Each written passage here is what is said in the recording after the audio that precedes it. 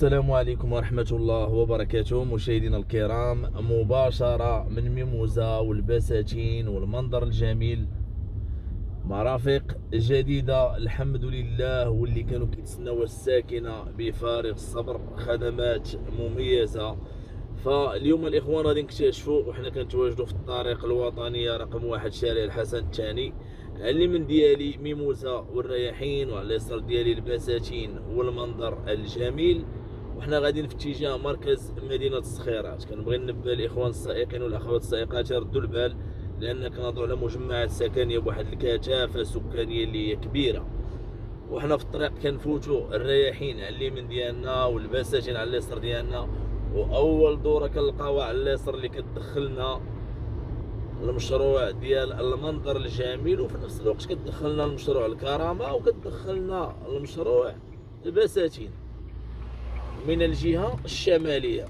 وحنا دايرين مع الطريق، فاللهم بارك.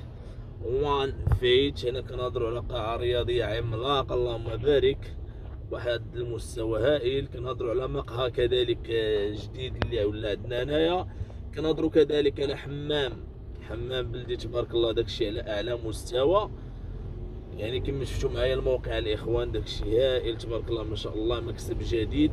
والطريق كدير المدرسه جديده فين كيقراو الوليدات، فكنقول لهم ترينيو ما تجلسوش بعضهم الامور اللي هي سلبيه.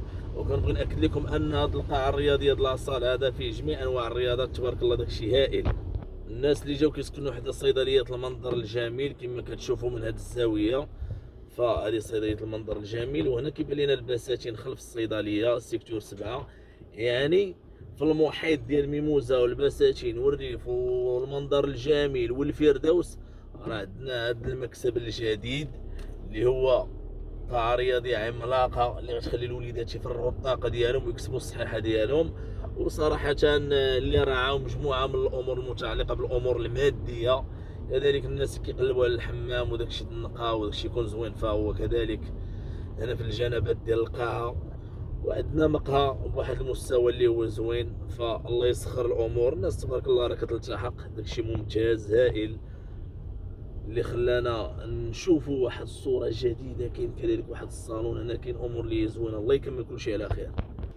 فبالنسبه للبلاصه راه باينه، وحنا خارجين منين دخلنا كنخرجوا مباشره في الطريق الوطنيه رقم 1 شارع الحسن الثاني.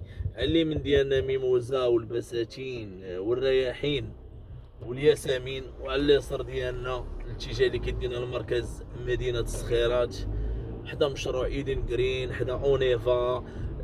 طلعه ديال سوق الحد، يعني موقع مميز هنا الاخوان، مكسب جديد عندنا.